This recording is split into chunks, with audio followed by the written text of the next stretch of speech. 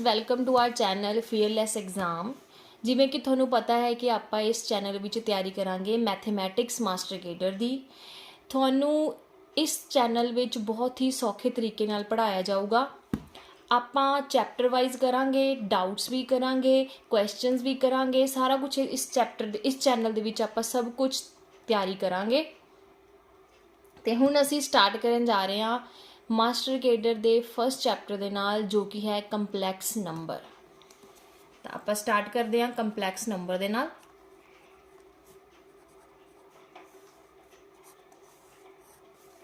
सब तो पहला तुहानू पता होना चाहिए कि रीयल नंबरस की हुंदे ने। रीयल नंबरस वो नंबरस हुंदे ने जिन्हां नू असीं नंबर लाइन ते ड्रॉ कर सकते हैं, उन्हां नू असीं रीयल नंबरस कहने आ। इमैजिनरी नंबरस किहड़े हुंदे ने जिन्हां नू असीं नंबर लाइन ते ड्रॉ नहीं कर सकते, या आपां कह सकते हैं कि जिन्हां दे स्केयर रूट दे विच माइनस का साइन आ जाता है। फॉर एग्जाम्पल -1, इनू असीं की लिखांगे ओएटा। जे साडे कोल आ गया -2 तो √2 आ गया इंटू -1 रूट, एक ही आ जाएगा √2 ओएटा। -3 √3 ओएटा। ये साडे कोल इमैजिनरी नंबर जिन्हां नाल असीं ओएटा लगाउने आ। इस तो बाद जे असीं पावर्स ऑफ ओएटा की गल करिए, ओएटा की पावर 0, ओएटा की पावर 1, ओएटा की पावर 2, ओएटा की पावर 3, ओएटा की पावर 4, सो ऑन। ये साडे कोल ही हुंदियां ने। ओएटा की पावर 0 जिहड़ी होगी दैट इज़ इक्वल टू 1। किसी भी चीज़ की पावर 0 जी हुंदी आ उहनूं असीं 1 कहने आ। ओएटा की पावर 1 ओएटा ही होएगी। ओएटा की पावर 2 इज़ -1, ओएटा की पावर 3 इज़ माइनस ओएटा एंड ओएटा की पावर 4 इज़ 1। ये जो तुहानू 4 हैगियां ये तुहानू लर्न करनियां पैणियां ने। उस तो बाद जे आपां ओएटा की 5 की गल करते हैं तो उन्होंने असीं किवें लिख सकते हैं, ओएटा इंटू ओएटा की पावर 4, पावर्स ऐड हो जांदियां ने। ओएटा इंटू ओएटा की पावर 4, ओएटा की पावर 4 इज़ 1, सो ये कितना आ गया ओएटा। जे ओएटा की 6 की गल करते हैं तो ओएटा 2 इंटू ओएटा 2, सॉरी ओएटा 2 इंटू ओएटा 4। ओएटा 2 कितना आ गया साडे कोल -1, ओएटा 4 कितना आ गया 1, तो ओएटा की 6 साडे कोल कितना आ गया -1। देखो फिर रिपीट होने स्टार्ट हो गई। जिद्दां ओएटा की 1 ओएटा सी तो ओएटा की 5 भी ओएटा आई, ओएटा की 2 -1 सी, ओएटा की 6 भी -1 आई। तो 8 तक इदा रिपीट होणगियां। जिवें ओएटा की पावर 7 की जिवें गल करां तो ओएटा की पावर 7 कितना आ गया, ओएटा की पावर 3 इंटू ओएटा की पावर 4। ओएटा की पावर 3 कितना हैगा साडे कोल माइनस ओएटा एंड ओएटा की पावर 4 इज़ 1, तो ये माइनस ओएटा आया। देखो रिपीट हो गया। ओएटा की पावर 3 इज़ माइनस ओएटा एंड ओएटा की पावर 7 इज़ माइनस ओएटा। सो 8 तक इदा रिपीट हो जाएगियां। पर जे इत्थे क्वेश्चन ये बनता है कि जे सानू वड्डे नंबर दियां आ जान, 8 तो बाद दियां आ जानियां, होर कोई भी नंबर आ जाए तो ओहदी असीं ओएटा की वैल्यू किवें फाइंड आउट करांगे। हुण जे साडे कोल वड्डा नंबर आ जाए तो उन्होंने असीं किवें सॉल्व करांगे, ओहदी ओएटा की वैल्यू असीं किवें सॉल्व करांगे। तो वड्डा नंबर देख के घबराउणा नहीं, बहुत ही ईजी वे नाल मैं तुहानूं दसदी हाँ। जिवें मान लो ओएटा की पावर साडे कोल 39 है, असीं इहदी वैल्यू फाइंड आउट करनी है। हुण असीं इहनूं मल्टीप्लाई तो नहीं कर सकते, जिद्दां इत्थे असीं मल्टीप्लाई करके कर लिया सी, असीं नहीं कर सकते ओएटा की पावर 39 नूं। तो असीं की करांगे, 39 नूं असीं 4 नाल डिवाइड कर देंगे। जो भी रिमाइंडर आ गया वो साडे कोल ओएटा की वैल्यू हो जाएगी। जिमें 39 नूं असीं 4 नाल डिवाइड करते हैं। मैं बहुत ईजी तरीके नाल समझा रही हूँ तुहानूं। 4 नूं असीं डिवाइड किया कि किन्ने ते गया 4 ते 3 रिमाइंडर आ गया, 9 ते चल गया 3 रिमाइंडर। तो आंसर साडे कोल कितना आ गया ओएटा की पावर 3। जिन्ना साडे कोल रिमाइंडर होएगा वो आंसर आएगा साडे कोल। तो ओएटा की पावर 3 सानू पता कि हुंदा minus iota, so this is answer. तो असी इत्थे की कह सकते हैं, ओएटा की power n is equal to iota की power r, where r is called reminder. n नूं 4 नाल डिवाइड करके जो भी साडे कोल रिमाइंडर आउंदा है वो साडे कोल ओएटा की वैल्यू हो जाएगी। बहुत ईजी सी। जे किसी को कोई डाउट है तो वह मैंने कमेंट सैक्शन जरूर पूछो। इत्थों तक जे किसी को कोई डाउट होया तो जरूर पूछो।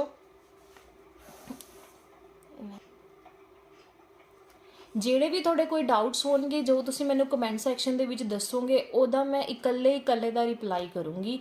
ਤੇ ਇੱਕ ਗੱਲ ਹੋਰ, ਆਪਾਂ ਨਾਲ ਐਗਜ਼ਾਮਪਲ ਜਿੱਦਾਂ ਕਰ ਰਹੇ ਹਾਂ ਪਰ ਜਿਹੜੇ ਕੁਐਸਚਨਸ ਹੋਣਗੇ ਉਹ ਆਪਾਂ at the end of the chapter ਕਰਾਂਗੇ। ਸਾਰੀ ਤੁਹਾਨੂੰ ਟੈਸਟ ਸੀਰੀਜ਼ ਵੀ ਰੱਖਾਂਗੇ, ਜਿਵੇਂ ਬੱਚੇ ਆਪਣੇ ਨਾਲ ਜੁੜਨਗੇ ਉਵੇਂ ਉਸ ਤਰੀਕੇ ਨਾਲ ਆਪਾਂ ਕੰਮ ਕਰਾਂਗੇ। ਇਸ ਲਈ ਚੈਨਲ ਨੂੰ ਵੱਧ ਤੋਂ ਵੱਧ ਸਬਸਕ੍ਰਾਈਬ ਕਰੋ, ਆਪਣੇ ਫਰੈਂਡਸ ਤੱਕ ਪਹੁੰਚਾਓ ਤਾਂ ਜੋ ਆਪਾਂ ਵੱਧ ਤੋਂ ਵੱਧ ਕੰਮ ਕਰ ਸਕੀਏ ਤੇ ਫ੍ਰੀ ਕੋਚਿੰਗ ਸਾਰਿਆਂ ਨੂੰ ਵੰਡ ਸਕੀਏ। ਠੀਕ ਹੈ ਜੀ। ਹੁਣ ਨੈਕਸਟ ਟੌਪਿਕ ਅਸੀਂ ਕਰਾਂਗੇ, ਇਹਦੇ ਵਿੱਚ ਇੱਕ ਨੋਟ ਹੈ।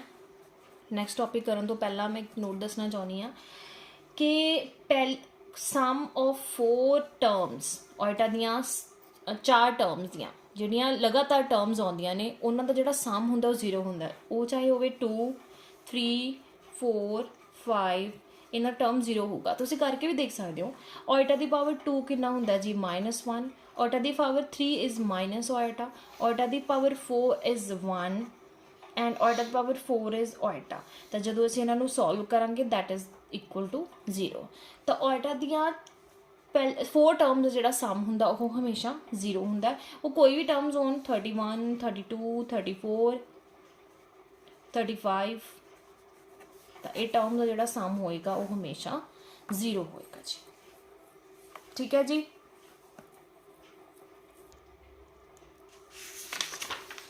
ਇਸ ਤੋਂ ਬਾਅਦ ਸਾਡੇ ਕੋਲੇ ਸੁਮੇਸ਼ਨ ਦੇ ਵਿੱਚ ਆ ਜੇ ਕੁਐਸਚਨ, ਜਿਵੇਂ ਫੋਰ ਐਗਜ਼ਾਮਪਲ ਸਾਡੇ ਕੋਲੇ n = 7 to 51 ਇੱਦਾਂ ਆ ਜੇ ਕੁਐਸਚਨ ਤੇ ਔਇਟਾ ਦੀ ਪਾਵਰ n ਆ ਜੇ। ਅਸੀਂ ਇੱਥੇ ਵੈਲਿਊ ਇਹਦੀ ਫਾਈਂਡ ਆਊਟ ਕਰਨੀ ਹੈ। ਇੱਦਾਂ ਕੁਐਸਚਨ ਆ ਗਿਆ ਸਾਡੇ ਕੋਲ n = 7 to 51 ਸੁਮੇਸ਼ਨ ਔਇਟਾ ਦੀ ਪਾਵਰ n, ਅਸੀਂ ਇਹਦੀ ਵੈਲਿਊ ਫਾਈਂਡ ਆਊਟ ਕਰਨੀ ਹੈ। ਜੇ ਸਾਡੇ ਕੋਲ ਇਹ ਸਮ ਆ ਜਾਂਦਾ ਤਾਂ ਅਸੀਂ ਇਹਨੂੰ ਕਿਵੇਂ ਸੋਲਵ ਕਰਨਾ ਹੈ? ਪਹਿਲਾਂ ਅਸੀਂ total number of terms count ਕਰ ਲੈਣੀਆਂ ਨੇ। ਤਾਂ 51 ਚੋਂ 7 ਮਾਈਨਸ ਕਰਕੇ 1 ਪਲੱਸ ਕਰ ਦਿਓ ਤਾਂ ਆਨਸਰ ਕਿੰਨਾ ਆ ਗਿਆ ਸਾਡੇ ਕੋਲ 45। ਤਾਂ 45 ਨੂੰ ਕੀ ਕਰਾਂਗੇ ਅਸੀਂ 4 ਨਾਲ ਡਿਵਾਈਡ ਕਰ ਦਿਓ ਜੀ। 4 1 ਰਿਮਾਈਂਡਰ ਆ ਗਿਆ, ਤਾਂ 1 ਰਿਮਾਈਂਡਰ ਤਾਂ ਔਇਟਾ ਦੀ ਪਾਵਰ 7।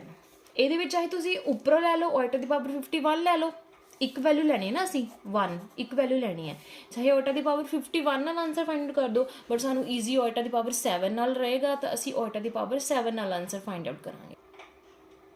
ਹੁਣ ਜਿਵੇਂ ਸਾਡੇ ਕੋਲ ਰਿਮਾਈਂਡਰ 1 ਆਇਆ ਹੈ ਨਾ, ਮੈਂ ਤੁਹਾਨੂੰ ਕਹਿ ਰਹੀ ਕਿ ਤੇ ਔਇਟਾ ਦੀ ਪਾਵਰ 7 ਆਪਾਂ ਆਨਸਰ ਦੇ ਵਿੱਚ ਫਾਈਂਡ ਆਊਟ ਕਰਨਾ।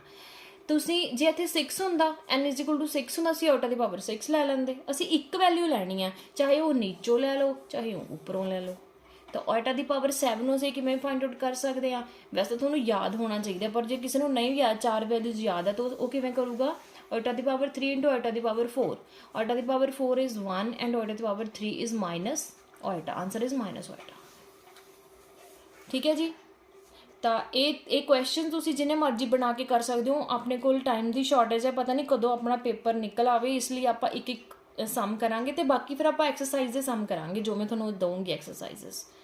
ਇੰਨਾ ਈਜ਼ੀ ਹੈ, ਸਭ ਕੁਝ ਬਹੁਤ ਈਜ਼ੀ ਹੈ। ਜੇ ਤੁਸੀਂ ਇੱਦਾਂ ਹੀ ਕੰਟੀਨਿਊ ਰਹੋਗੇ ਤਾਂ ਤੁਹਾਨੂੰ ਹਰ ਇੱਕ ਚੈਪਟਰ ਈਜ਼ੀ ਲੱਗੇਗਾ। ਤਾਂ ਇਸ ਲਈ ਮੈਂ ਬਾਰ-ਬਾਰ ਕਹੂੰਗੀ ਕਿ ਸਾਡੇ ਚੈਨਲ ਨੂੰ ਵੱਧ ਤੋਂ ਵੱਧ ਸਬਸਕ੍ਰਾਈਬ ਕਰੋ, ਵੱਧ ਤੋਂ ਵੱਧ ਸ਼ੇਅਰ ਕਰੋ। ਇੱਕ ਹੋਰ ਮੈਂ ਸਮ ਤੁਹਾਨੂੰ ਕਰਵਾ ਦਿੰਦੀ ਹਾਂ ਇਹਦਾ। ਜਿਵੇਂ ਸਾਡੇ ਕੋਲ ਕੁਐਸਚਨ ਦਿੱਤਾ ਹੈ n = 1 to 39 ਔਇਟਾ ਦੀ ਪਾਵਰ n, ਤਾਂ ਉਵੇਂ ਅਸੀਂ ਕੀ ਕਰਨਾ ਹੈ? Total number of values find out ਕਰਨੀਆਂ ਨੇ। ਤਾਂ ਟੋਟਲ ਨੰਬਰ ਆਫ ਵੈਲਿਊਜ਼ ਕਿੰਨੀਆਂ ਨੇ? 39 - 1 + 1। ਓਕੇ, ਤਾਂ ਸਾਡੇ ਕੋਲ 39 ਹੀ ਰਹਿ ਗਈਆਂ ਟਰਮਸ। ਤਾਂ ਫਿਰ ਅਸੀਂ ਕੀ ਕਰਨਾ? 39 ਨੂੰ 4 ਨਾਲ ਡਿਵਾਈਡ ਕਰਨਾ, 36 ਰਿਮਾਈਂਡਰ ਇਜ਼ 3। ਹੁਣ 3 ਰਿਮਾਈਂਡਰ ਆ ਗਿਆ ਤਾਂ ਮਤਲਬ 3 ਵੈਲਿਊਜ਼ ਲੈਣੀਆਂ ਨੇ। ਉਹ ਅਸੀਂ ਕੀ ਕਰ ਸਕਦੇ ਹਾਂ? ਉੱਪਰੋਂ ਵੀ ਲੈ ਸਕਦੇ ਹਾਂ, ਨੀਚੋਂ ਵੀ ਲੈ ਸਕਦੇ ਹਾਂ। ਤਾਂ ਸਾਨੂੰ ਈਜ਼ੀ ਰਹਿੰਦਾ ਜਿਹੜੀ ਛੋਟੀ ਟਰਮ ਹੋਵੇ। ਤਾਂ n = 1, ਤਾਂ ਇਹ ਕਿੰਨੇ ਆ ਗਈ? ਔਇਟਾ ਦੀ ਪਾਵਰ 1 + ਔਇਟਾ ਦੀ ਪਾਵਰ 2 + ਔਇਟਾ ਦੀ ਪਾਵਰ 3। ਔਇਟਾ ਦੀ ਪਾਵਰ 1 ਇਜ਼ ਔਇਟਾ, ਔਇਟਾ ਦੀ ਪਾਵਰ 2 ਇਜ਼ -1 + ਔਇਟਾ ਦੀ ਪਾਵਰ 3 ਇਜ਼ ਮਾਈਨਸ ਔਇਟਾ, ਤਾਂ ਆਨਸਰ ਇਜ਼ -1। ਇਸ ਤੋਂ ਬਾਅਦ ਜੀ ਸਾਡੇ ਕੋਲ ਆਉਂਦੀਆਂ ਨੇ ਨੈਗੇਟਿਵ ਪਾਵਰਸ। ਇਹ ਤਾਂ ਸਾਡੇ ਕੋਲ ਸੀ ਪੋਜ਼ਿਟਿਵ ਪਾਵਰ, ਆਇਟਾ ਦੀ ਪਾਵਰ 1, ਆਇਟਾ ਦੀ power 2, these are positive powers. ਜੇ ਸਾਡੇ ਕੋਲ ਨੈਗੇਟਿਵ ਪਾਵਰਸ ਆ ਜਾਣ ਫਿਰ ਅਸੀਂ ਉਹਨੂੰ ਕਿਵੇਂ ਫਾਈਂਡ ਆਊਟ ਕਰਾਂਗੇ?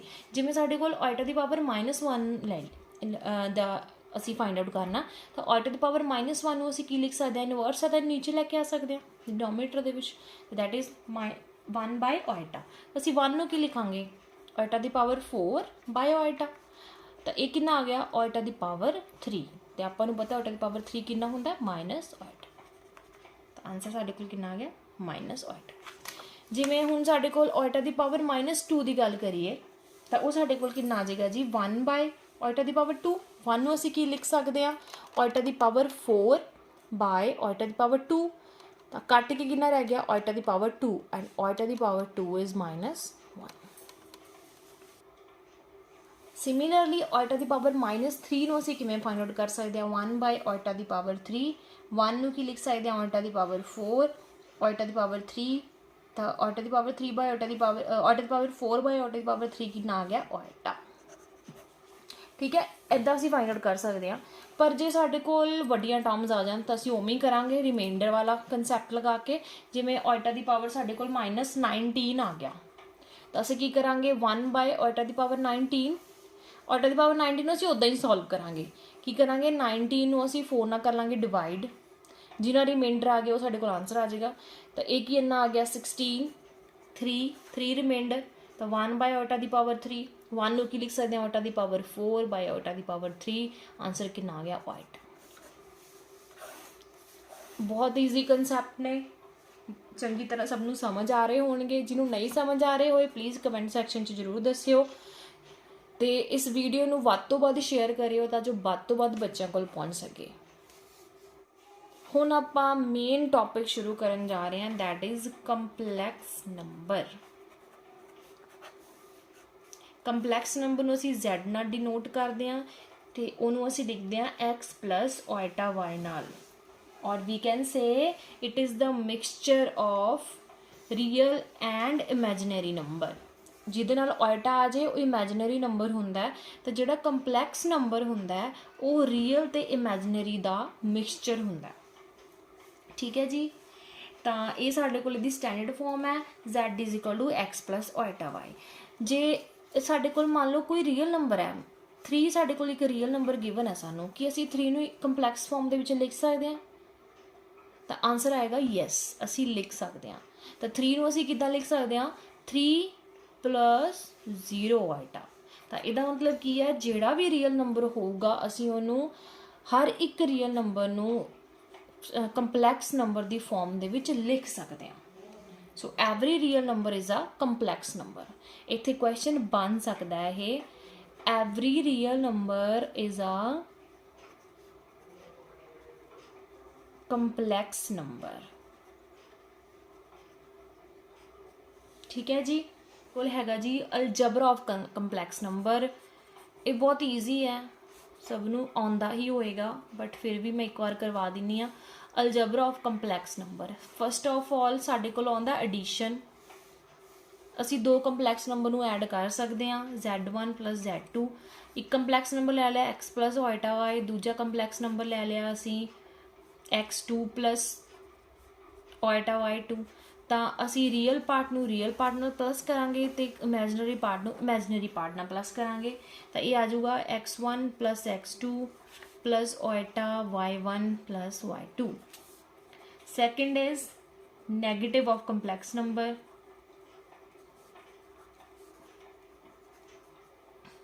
ਕੰਪਲੈਕਸ ਨੰਬਰ ਦਾ ਜੇ ਅਸੀਂ ਨੈਗੇਟਿਵ ਕਰ ਦਈਏ, ਜਿੱਦਾਂ ਸਾਡੇ ਕੋਲ x ਪਲਸ ਆਇਟਾ y ਹੈ, ਜੇ ਅਸੀਂ ਉਹਦਾ ਨੈਗੇਟਿਵ ਕਰ ਦਈਏ ਉਹ ਕੀ ਆ ਜਾਏਗਾ? -x minus iota y। ਠੀਕ ਹੈ ਜੀ, ਤਾਂ ਇਹਨੂੰ ਅਸੀਂ ਐਡੀਟਿਵ ਇਨਵਰਸ ਵੀ ਕਹਿ ਦਿੰਦੇ ਹਾਂ। ਕੁਐਸਚਨ ਆ ਜਾਂਦਾ ਹੈ ਕਿ ਫਾਈਂਡ ਦਾ ਐਡੀਟਿਵ ਇਨਵਰਸ, ਇਹਨੂੰ ਅਸੀਂ ਐਡੀਟਿਵ ਇਨਵਰਸ ਵੀ ਕਹਿ ਦਿੰਦੇ ਹਾਂ। ਜਿੱਦਾਂ ਸਾਡੇ ਕੋਲ 3 ਪਲਸ 4 ਆਇਟਾ ਹੈ, ਇਹਦਾ ਐਡੀਟਿਵ ਇਨਵਰਸ ਫਾਈਂਡ ਆਊਟ ਕਰਨਾ ਤਾਂ ਅਸੀਂ ਇਹਨੂੰ ਨੈਗੇਟਿਵ ਕਰ ਦਾਂਗੇ। ਤਾਂ -3 minus 4 iota is the additive inverse of 3 plus 4 ਆਇਟਾ।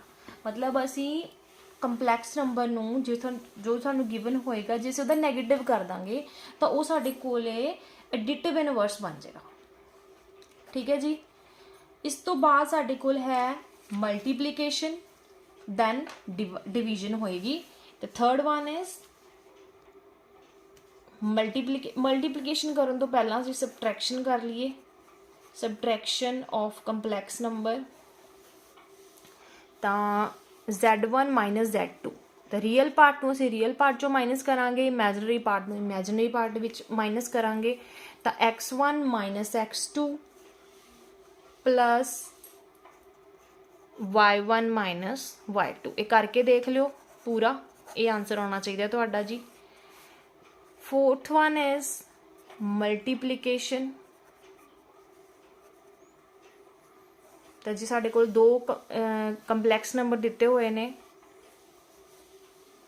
ਇਹ ਸਾਨੂੰ ਗਿਵਨ ਹੈ ਜੀ. ਅਸੀਂ ਇਹਦਾ ਮਲਟੀਪਲਾਈ ਕਰਾਂਗੇ, ਇਹ ਕਰਕੇ ਦਿਖਾ ਦਿੰਨੀ ਹਾਂ ਮੈਂ ਤੁਹਾਨੂੰ. x2 plus oita y2. x1 ਨੂੰ ਪਹਿਲਾਂ ਇਹ ਸਾਰੇ ਨਾਲ ਮਲਟੀਪਲਾਈ ਕਰ ਦਿਓ.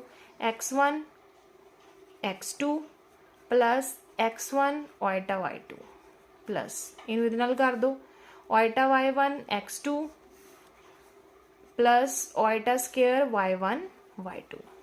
as we know oita 2 oita square ਕਿੰਨਾ ਸਾਡੇ ਕੋਲ ਹੁੰਦਾ ਜੀ -1. ਸੋ x1 x2 plus ਇਹਦੇ ਵਿੱਚੋਂ ਅਸੀਂ oita ਕਾਮਨ ਕਰ ਸਕਦੇ ਹਾਂ. oita ਕਾਮਨ ਆ ਗਿਆ x1 y2 y1 x2 ਤੇ oita ਦੀ ਪਾਵਰ 2 is -1 ਤਾਂ minus y1 y2. ਤਾਂ ਇਹ ਸਾਡੇ ਕੋਲ ਇੱਥੇ ਤੁਹਾਨੂੰ ਥੋੜਾ ਕੰਪਲੈਕਸ ਲੱਗ ਰਿਹਾ ਹੋਵੇਗਾ, ਪਰ ਜਦੋਂ ਤੁਹਾਨੂੰ ਕੁਐਸਚਨਸ ਆਉਂਦੇ ਨੇ, ਐਗਜ਼ਾਮਪਲ ਗਿਵਨ ਹੁੰਦੀਆਂ ਨੇ, ਐਗਜ਼ਾਮਪਲ ਅਸੀਂ ਕਰਦੇ ਹਾਂ, ਬਹੁਤ ਈਜ਼ੀ ਰਹਿੰਦਾ. Fifth one is division. z1 ਨੂੰ ਅਸੀਂ z2 ਨਾਲ ਡਿਵਾਈਡ ਕਰ ਸਕਦੇ ਹਾਂ.